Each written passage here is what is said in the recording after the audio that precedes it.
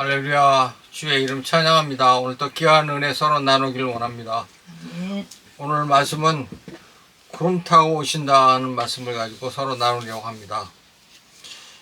오늘 지난번 설교를 못 들으신 분을 위해서 설명을 하지만 주님 하늘나라에 가시면서 가신 이유를 요한복음 14장에서 설명하였습니다. 아버지께로 가신 분이 신부를 데리러 다시 오시는데 다시 오신다고 약속하셨습니다. 그것은 이스라엘의 신랑과 신부의 결혼식 배경을 접목하여 설명하였는데 재림도 배경사를 접목하여 아주 쉽게 설명할 수 있습니다. 우리는 어렸을 때부터 예수님이 구름 타고 오신다고 배웠습니다. 성경을 자세히 보니 번역상 문제가 있습니다. 다른 번역 성경은 구름들과 천사들과 함께 오신다고 그렇게 기록되어 있는데 오늘 같이 나눠보기를 원합니다. 요한계시록 1장 7절을 읽어주길 바랍니다. 보라, 그분께서 구름들과 함께 오시느니라. 모든 눈이 그분을 보겠고 그분을 찌른 자들도 볼 것이요 땅의 모든 족속들이 그분으로 인하여 통곡하리니 참으로 그러하리로다. 아멘. 가정교육. 볼지어다 그가 구름을 타고 오시리라. 각 사람의 눈이 그를 보겠고 그를 찌른 자들도 볼 것이요 땅에 있는 모든 족속이 그로 말미암아 애곡하리니 그러하리라. 아멘. 개역개정입니다. 마태복음도 같이 읽어주시기 바랍니다.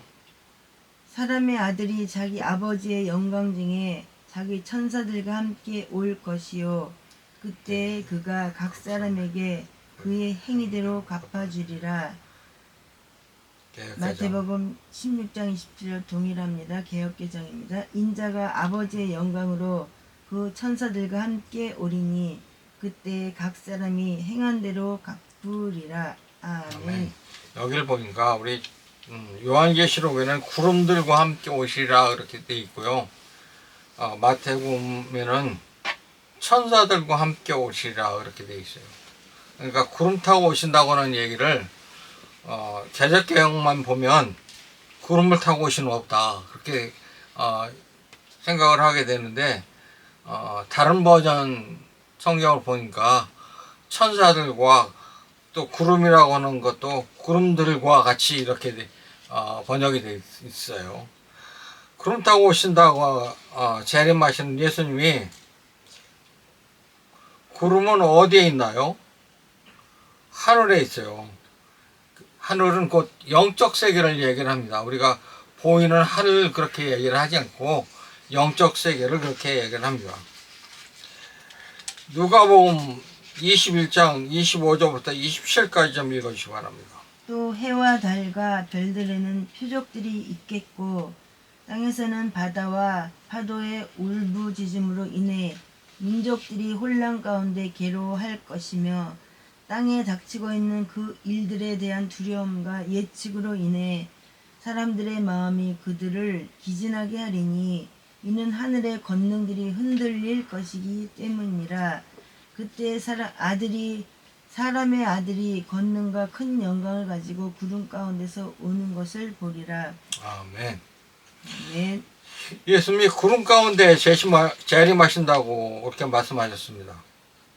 성경 말씀에 똑같이 구름 타고 오신다고 예언하셨고 또 육체를 가지고 오시면 모든 사람을 볼 수가 없습니다. 그래서 예수님은 오실 때에 재판장으로 오십니다.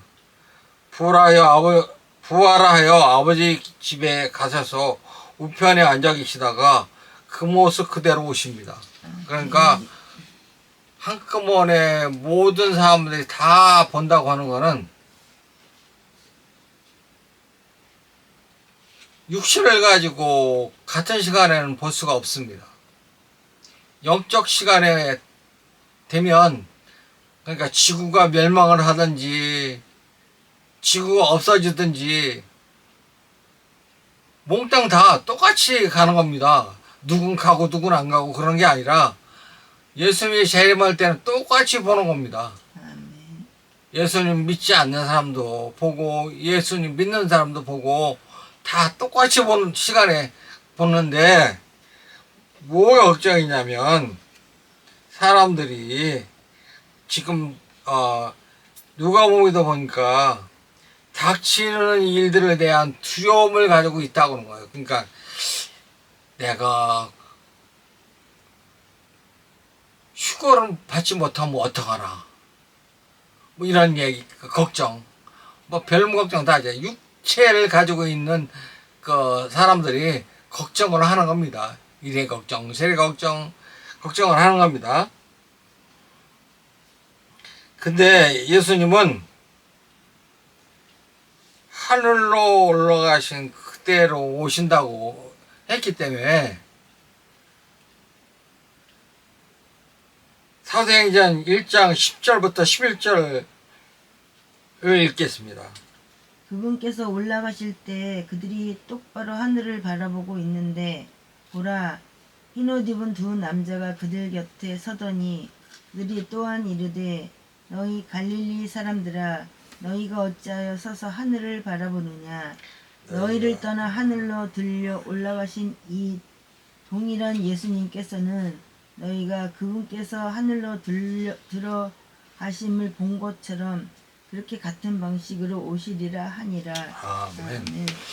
이렇게 말씀도 하셨는데 사람들이 무슨 생각을 가지고 있냐면 예수님이 육체로 오시는 거 아니야?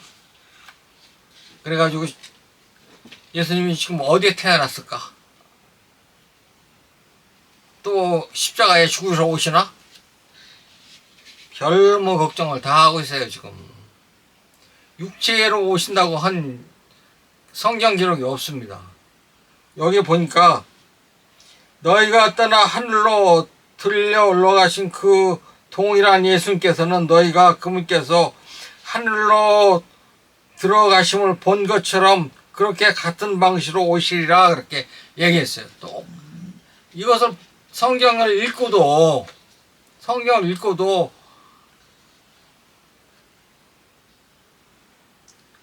이단들이 무지막이 나타났습니다.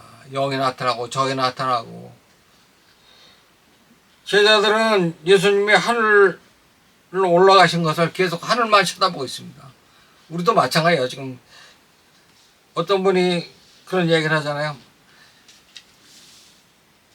예수님 언제 오시려나, 낮에나 밤에나 막 이런 찬송가도 만들어 부르고 그러잖아요.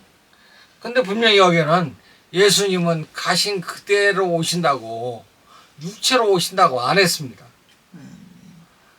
육체라고 하는 거를 자꾸 개입을 시키니까 무슨 현상? 지금도 목사님들이 간가다 이렇게 글 쓴 걸 보면 육체로 오셔서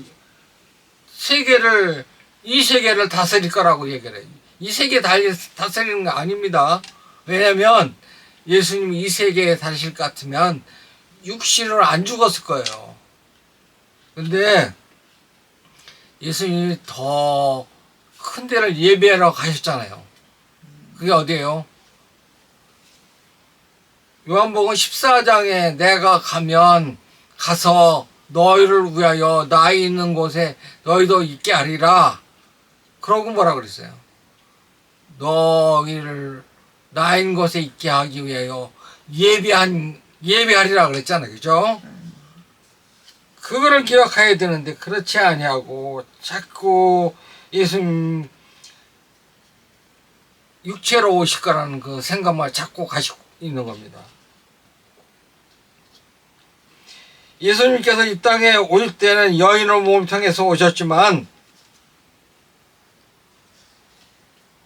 그때 오신 이유는 뭐냐면 아담의 육체를 죽여야 하기 때문에 그렇게 오신 겁니다. 첫 아담을 죽여야 되기 때문에. 왜냐하면 로마서에 분명히 그렇게 돼 있잖아요. 첫째 아담과 둘째 아담이라고 표시가 돼 있잖아요.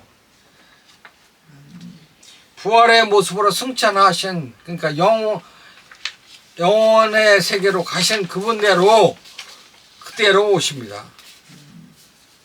사람들은 스스로 재림주를 자청하는 인간들이 전 세계에 수없이 많습니다.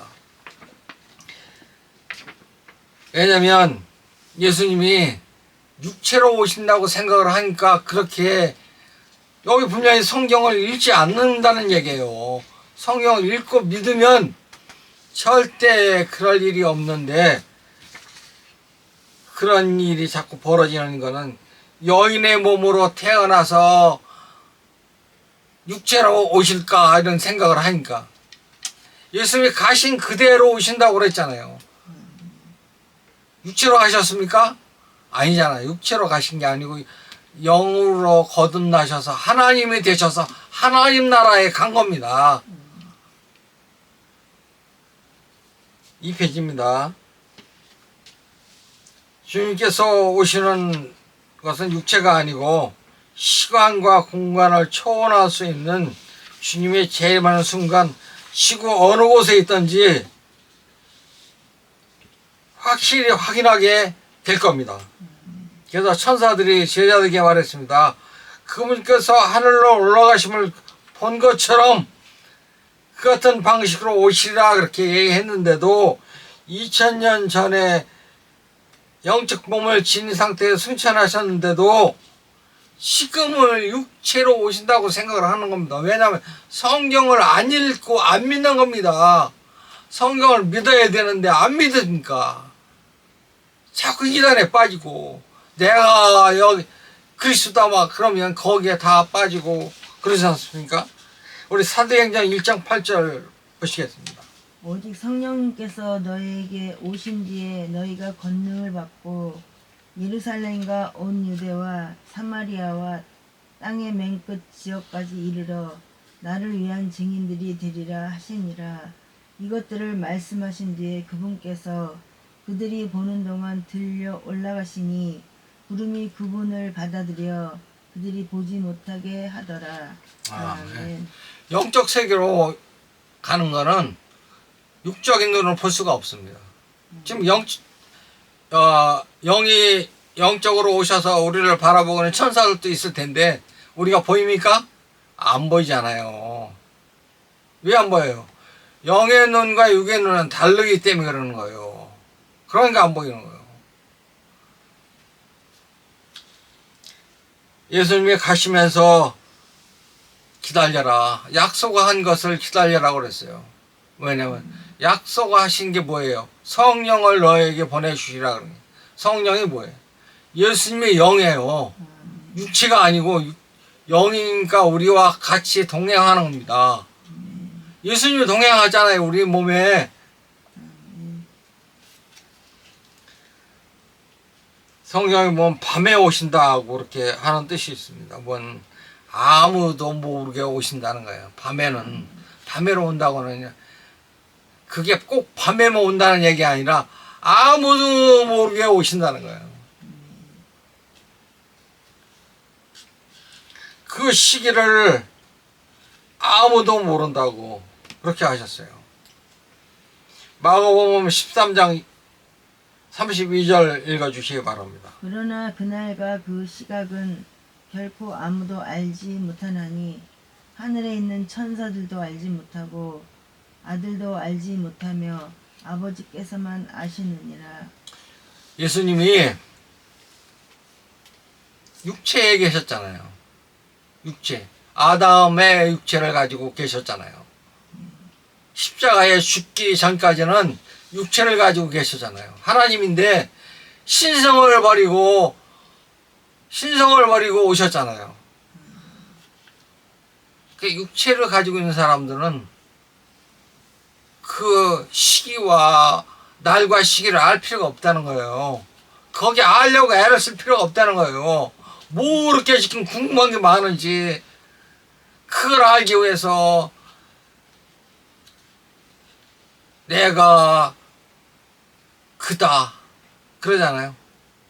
우리가 있는 데에 와야만 구원을 받는다 그래가지고 거기에 갔다가 죽은 사람이 얼마나 많습니까? 예수님이 자신도 모른다고는 하는 육체를 가진 사람들은 알 필요가 없다는 얘기예요. 알 필요가. 예수님 자신도 육체잖아요. 지금 예수님이 십자가에 돌아가시기 전까지는 육체였기 때문에 알 필요가 없다는 거예요. 그 시기와 그 일을. 신학자들이 이 문제를 가지고 토론을 많이 합니다. 그러나 고대 결혼 배경사를 보면 아버지 집에 갔는데 아들을 보고 신부가 데려올 수 있도록 처소를 예배하라고 그래놓고 만들라고 집을 거의 다 지은 것 같으면 아버지가 와서 보고 야 오늘 가서 데리고 와라 그럼 그날 밤에 가는 겁니다. 언제 갈지 몰라요. 집을 짓고 있는데도 아버지만 그 고난이지 아들이 고난이 없어요. 지금이야 뭐 몇 월 며칠 날 결혼을 합니다. 그래서 다들 모여가지고 결혼을 하고 그러지만 이때는 결혼 날짜가 없었어요. 1년쯤 내가 후에 오겠다 그렇게 약속으로 가면 그때부터 이제 한 달 동안 기다리는 겁니다.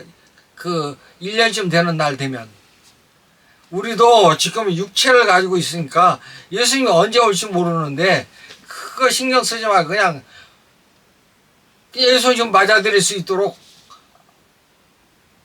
근심 걱정하지 말고 그냥 사는 대로 사는 거예요.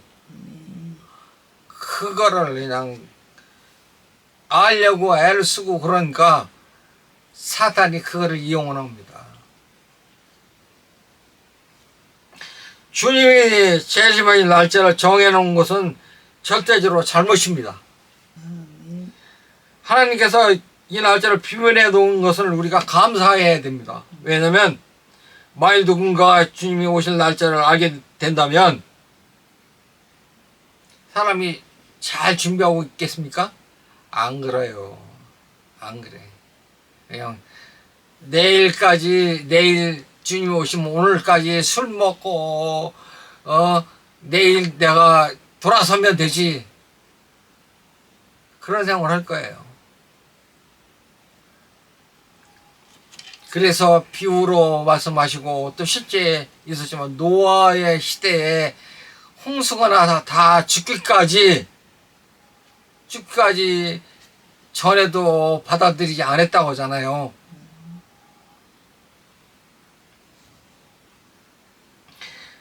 그런데 예수님께서 육신으로 계실 때 제자들이 무척 그날을 그때 아니면 알고 싶었어요. 그때는 무슨 징조가 있겠습니까? 하고 얘기를 한 거예요. 그러니까 그 밑에 있죠? 우리에게 말씀해 주소서 마가복음 13장 4절 말씀해 주소서 어느 때 이런 일들이 있으리까 또 이 모든 일들이 성취될 때 무슨 표적이 있으리까. 그러니까 예수님이 계실 때도 제자들도 알고 싶어가지고 그때는 어떻게 되겠습니까? 그러니까 그때는 이런 징조가 나타날 것이다. 그렇게 얘기를 하니까 지금 우리의 그 종말에 대해서 벌벌 떨고 있는 거 아닙니까?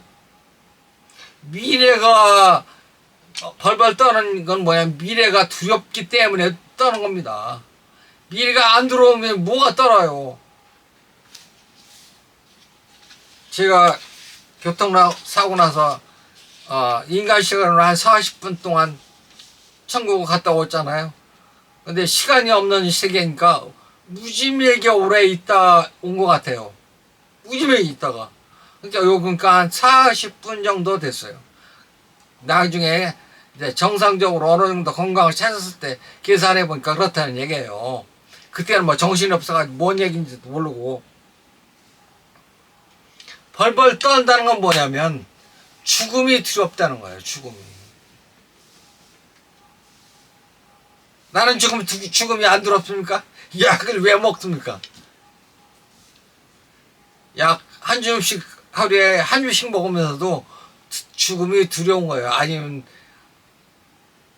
죽음이 두려운 것보다 죽기까지 막 남에게 짐대고 그러면 어떨까 하는 그런 그 두려움이 있어요.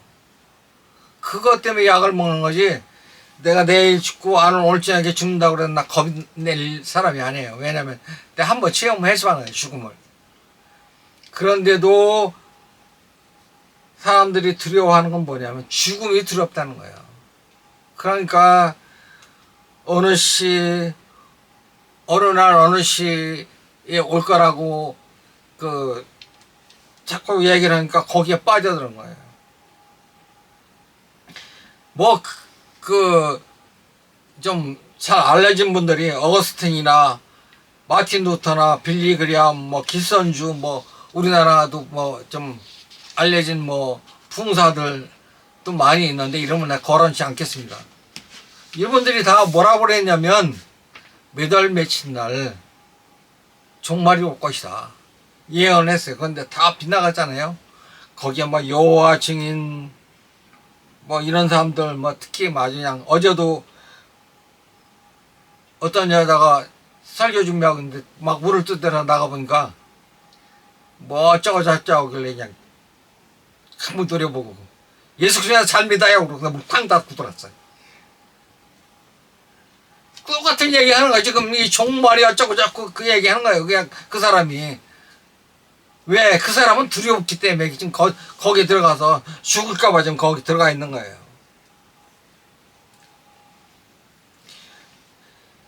우리나라 얘기 좀 할게요. 그 전에 있던 사건인데 1987년 우리나라 용인에서 오대양 사건이라는 게 있었어요. 사업이 종말론에 실질적으로 32명이 목매 죽고 누가 죽이고 그래가지고 막 공장 지붕 2층에 막 시체가 썩고 막 그런 상태에 가보니까 거기서 다 죽어 있는 거예요. 왜냐면 그 사람 천국 가고 싶어서. 그렇게 일찍 안 가도 어차피 죽을 거예요. 어차피 죽을 건데 뭐 그렇게 애를 쓰는지 모르겠어요. 특히 우리나라 목사님들이 아직도 천년설 거기에 매 있는 게 뭐냐면 후천설, 천년설, 전천년설, 뭐 천년설 뭐 이렇게 거기에 좀 매달려 있어요. 이거는 성경에 있는 게 아니고 이럴 것이다 하고 만들어 놓은 게 뭐냐면 카톨릭의 비밀 조직인 지수이트라고 하는 그 조직이 있는데 거기에서 개신교라고 그러잖아요. 우리나라 뭐 개신교. 개신교는 없는 건데 개신교라고 그래가지고 기독교를 혼란스럽게 만들려고 만들어 놓은 조직들이에요. 그 사람들이 만든 게 뭐냐면 휴거신학이에요. 휴거신학이 어디서 나왔냐면 천주교 신부들이 만들어 놓은 그 신학이에요. 그거를 지금 목사들이 지금 거기에 빠져가지고 성경에 하나 좀 빠졌으면 좋겠어요. 성경이 있는 것도 안 믿고 내가 간 그대로 옳지라고 분명히 써놨는데도 그걸 안 믿는 거예요.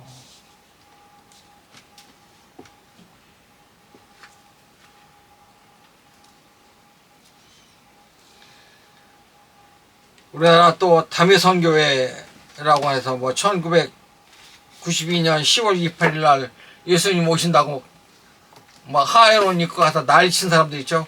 그 전날 제가 전철을 타고 가고 있었어요. 어떤 여자가 오늘 밤에 예수님 오십니다 막 그러고 막 가요. 오늘 안 옵니다 그랬더니 오십니다 그래. 안 오면 어떨까요 그랬더니 그 사람들이 누구냐면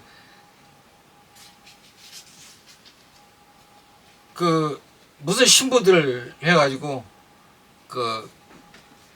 카페 담 카페에 모여 있어서 그 사람들이 지금 남아있던 여자들이에요. 지금은 거기 운영하던 운영자가 없어져 버렸더라고요. 근데 그 여자들이 지금 그러고 다녔던 걸 내가 봐요. 사회비 종말론 집단은 뭘 하냐면 불안감을 갖게 하는 거. 사람들 마음속에 막 불안감을, 내가 죽으면 어떡할까, 내가 구원받지 못하면 어떡할까, 막 이런 자꾸 마음에 그거를 자꾸 불어넣는 거예요.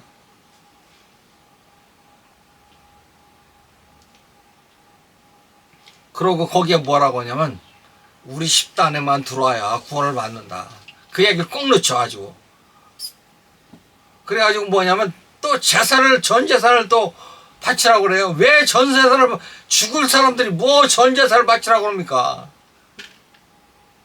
지금 현재 있는 재산도 다 없어질 판인데 뭐 전 재산을 바치라고 해요. 전 재산 다 바치고 지금 거지 돼가지고 깡통 산 사람이 얼마나 많습니까 그때. 가정 해치되고.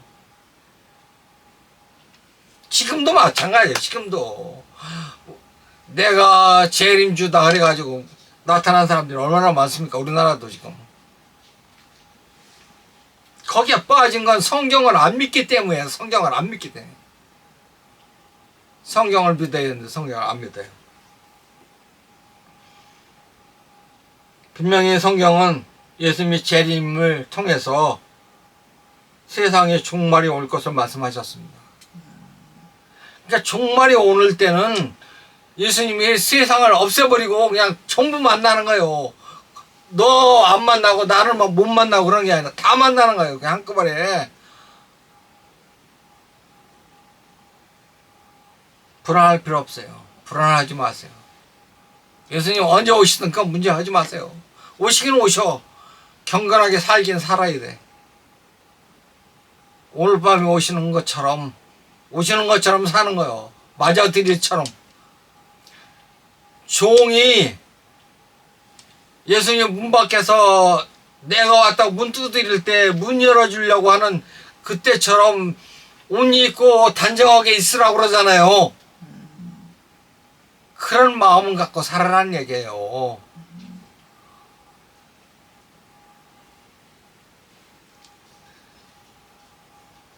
양치기가 나타나서 늑대가 나타났다고 막 소리를 내니까 사람들이 막 농기구 들고 막 쫓아오잖아요. 막 쫓아와서 쫓아오니까 뭐예요?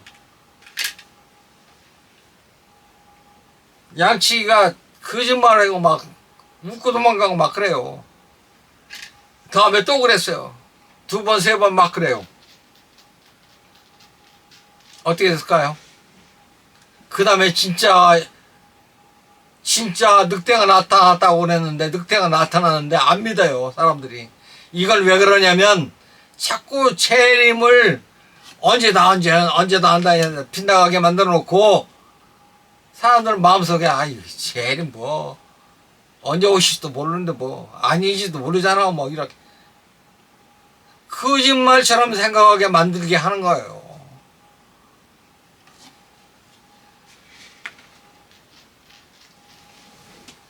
주님은 언제 오시려나 페이스북에 그렇게 한 질문한 분이 있어요. 목사님인데. 그래서 지금 주님과 동행하지 않습니까? 그러고 댓글을 써놨더니 대답이 없어요. 이때까지. 주님이 지금 우리와 동행하시잖아요. 성령님이 동행하시잖아요. 뭐가 두려워요, 뭐가. 두려워할 필요 없어요. 두려워하지 마세요.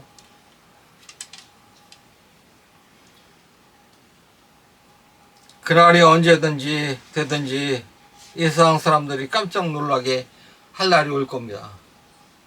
똑같이 만날 겁니다. 나도 만나고 그 사람들도 만나고 죽은 사람도 만나고 죽지 않은 사람도 죽어서 만나고 다 만날 거예요. 어느 날 만날 텐데 예수 그리스도 믿으라고 그러면 받아들여요. 예수님 받아들이지 않는 거는 뭐냐면 자기 마음이에요. 마음인데 자기가 하나님이잖아요. 안 받아들이는 거예요.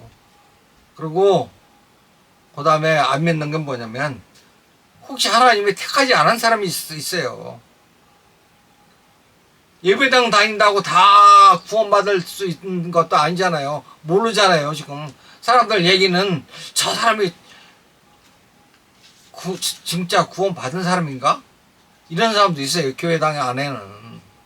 사기치고 교회 그 집단에서 사기치고 도망간 사람도 있고요. 그런 사람 다 있어요. 나 저 사람 때문에 예수 안 믿는다고. 그런 사람도 있어요. 우리가 예수 그리스도를 믿는 건 뭐냐면 구원받은 것을 드러내는 거예요. 어떤 목사님 며칠 전에 글을 써놨는데 구원받은 게 아니고 이루어가는 거라고 거기서 막 내가 그냥 신경질을 막 냈어요. 왜냐면 구원받은 거예요. 구원을 이루어가는 게 아니고. 빌립보서 2장 12절에 보니까 개역 개정에는 뭐라고 되어 있냐면 이루어가라고 되어 있어요. 구원을 이루어가라고. 그러니까 그거 보고 구원을 이루어가야 된다고 얘기하는 거예요. 근데 그 구절이 원어에는 어떻게 되어 있냐면 너희 구원받은 것을 일하여 드러내라고 되어 있어요. 구원받은 것을 숨기지 말라는 뜻이에요.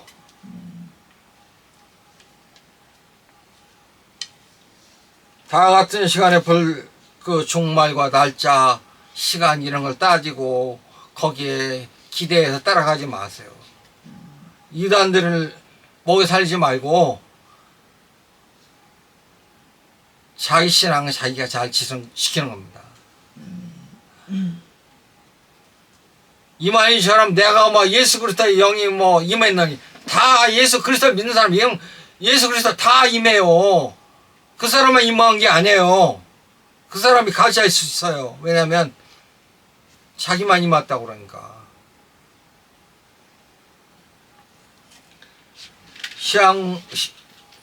시한부 종말로는 사입이고 이단입니다.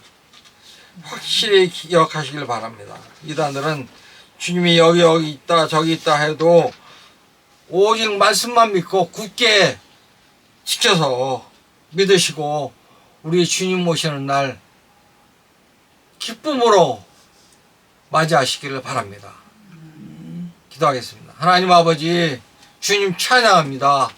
우리 믿는 성도들 마음에 불안하지 않고 죽음을 맞게 하여 주옵소서. 마침내 주님을 만나게 하여 주옵소서. 우리 주 예수 그리스도의 이름으로 기도합니다. 아멘.